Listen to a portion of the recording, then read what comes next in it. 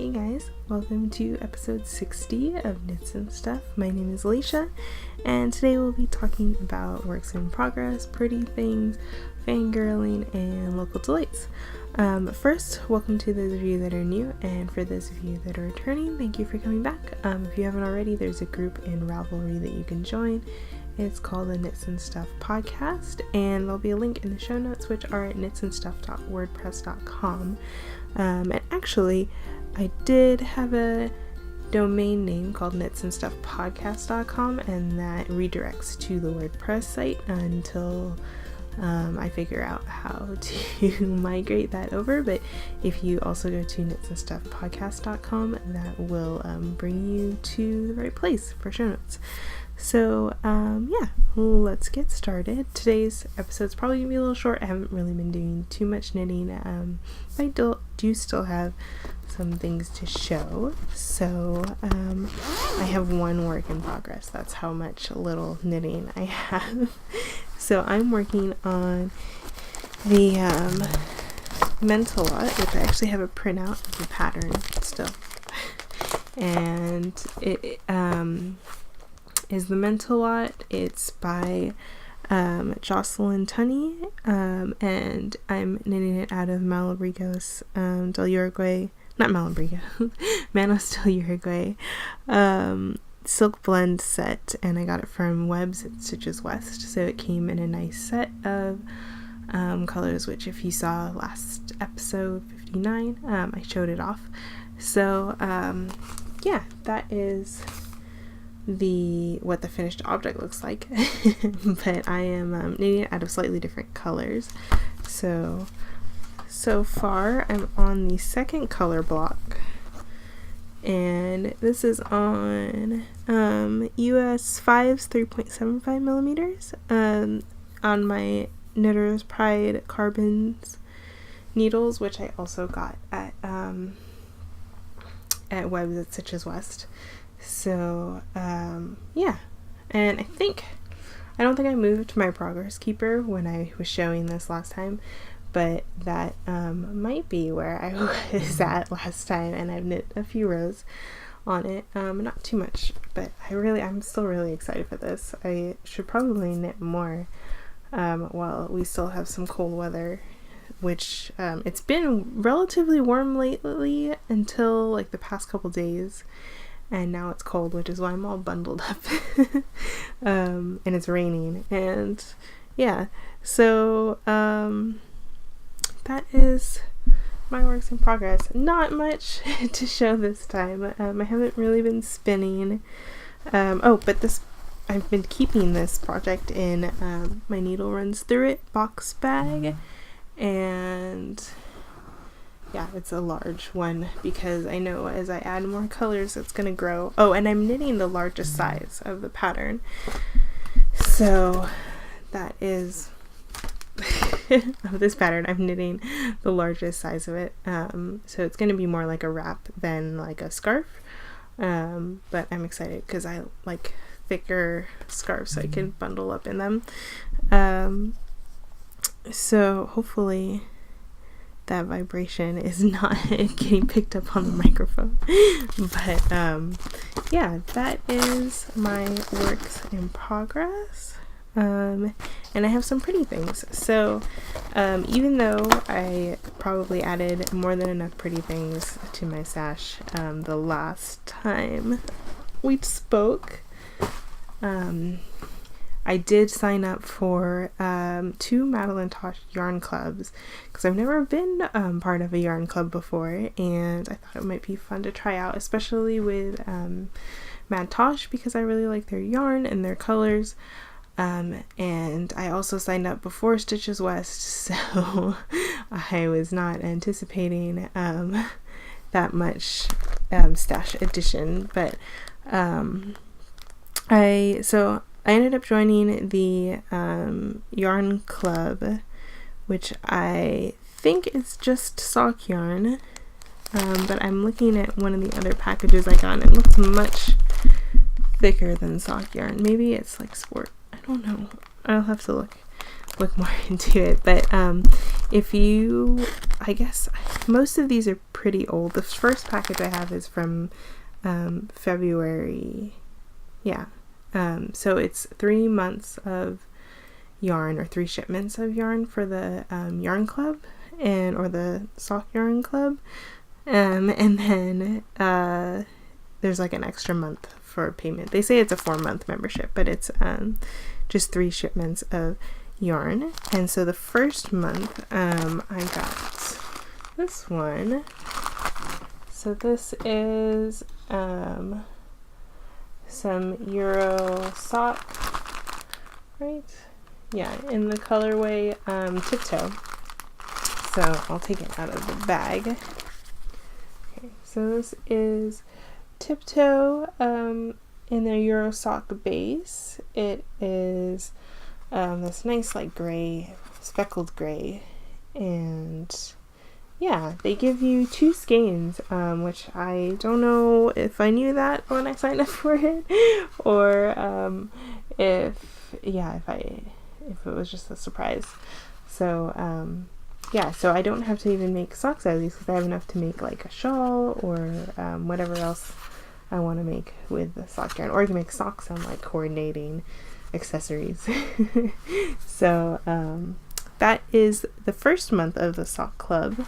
And then the next month, so if you haven't gotten your shipment yet, which we probably have because it's kind of late, and if you are a member of the yarn club, you can, there's spoilers coming up for the March shipment, and here it is. So this is some brightly colored yarn, and I will also take this one out of the package. Ooh, it smells very vinegary. Okay, so this is the work sock base, and it's a heavy fingering sport weight, so that's why it looked much thicker to me. And it's in the colorway Bright Eyes, and it's got a lot of blues and purple and yellow, and then a lot of little like black speckles, kind of. Yeah. So it's very interesting. It's not something that I would have picked out myself, but I'm actually interested to see what it's gonna look like when it's knitted up, because I'm not sure. I think it's more of a variegated. It's kind of hard to tell when it's in the skein. I'm not sure if it's gonna be like stripy or more variegated. But we'll see. And again, there's 2 skeins of this, so that's a lot of yarn, because each of these is 400 yards. So yeah, that's exciting. Oh, and then the neat thing about the sock club is that they send out, I think it's the sock club, I'm pretty sure it is, where they send out it's either the sock club or the sweater club, the other one that I'm part of, where they send out you can choose a theme for each of your shipments, and then every month they send out a notice where you can vote on the color inspiration. So there'll be like 4 pictures for one theme, and then 4 for another theme, and then 4 for the last theme, and then you get to choose which color inspiration picture you want to use, and then they'll dye up the yarn for that color inspiration. So I can't remember if it's the sock one or the sweater one that does that, but yeah, I'll put a note once I figure out which one it is. So that is the sweater or the sock club, and then I also have my first sweater club shipment, so I will pull that out. Okay, so this is the sweater club yarn shipment. I got this one also in March. So this is the Euro sock shipment in the colorway Moonstone, and as you can see, it's pretty similar to the other Euro sock one from the sock club, but in this one there's 4 skeins of it. And the first shipment is Euro sock, and then this club lasts 6 months, so it's a payment shipment thing. So 1 month is payment, then the next month it's shipment. So in April there won't be any shipment, but there'll be just payment, and then in May I'll get the next shipment, which is the Farm Twist base, and then in July I'll get the DK Twist. So yeah, and I think there's a good amount of yarn in here to make an average size sweater. If I wanted like an oversized, or like a sweater with a lot of cables, or like a maybe like a cardigan with more like layers to it, I guess. It might not have been enough, but I think I might make a boxy sweater out of this, so we'll see. Especially since I like gray and I wear a lot of it, that works really well.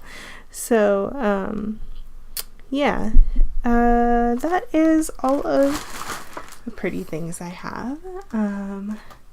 So that brings us to fangirling, right? So I was watching, well, if you haven't seen this segment before, it's where I talk about podcasts that I like to watch or listen to, and the podcast that I discovered recently, it's called Fruity Knitting, and I heard about them through the Knitmore Girls audio podcast. And but Fruity Knitting is a video podcast, and they have some really well produced video podcasts, and with a lot of information, and also like a lot of fun things. One of the ones I saw was where they had included an older TV show about the boyfriend sweater knitting curse. So I thought it was really funny to see that interspersed within the whole show, because they would talk a little bit, and then they would cut to the show, and then cut to like some other segment, and it was really entertaining to watch, and I really liked them. And also they are very experienced knitters, so it's a husband and wife, and the wife is very experienced knitter, and it seems like the husband is a somewhat experienced knitter, or is learning more about knitting. So it's fun to see all the techniques that he's learning and that she's teaching, and yeah, it's a good podcast. I like it. And yeah, so that's featured podcast for this episode. If you haven't seen them before, definitely go check them out. I think they're just on YouTube, I want to say. But I will put a link in the show notes if you're interested. And that brings us to last thing, local delights. So a few weekends ago, we went up to Tahoe, which is about a 3 to 4 hour drive east of the Bay Area, and in California. And so we went to South Lake Tahoe to stay the weekend and go skiing. It was my first time skiing, and it was very difficult, but it was pretty fun. And we went up to the Sierra Resort, and we rented our gear from Sports Basement. Here, if you ever go up to Tahoe and don't have gear, it's a lot cheaper to rent it locally, and then rather than renting it at the slopes. But yeah, so I tried skiing. I would definitely try it again, but this time with lessons, because I didn't take lessons when we went, and it was a lot harder than I was expecting, I guess, or just a lot harder to get through. So it'd be a good idea to take lessons next time. But yeah, that we had a good time up there, went down the slopes a couple times, and the rest of the people went down like a lot more times than I did. And then we made some good food in the place we stayed at, which was just at an Airbnb, which was also nice to have like a whole place to stay, where you have a kitchen and everything.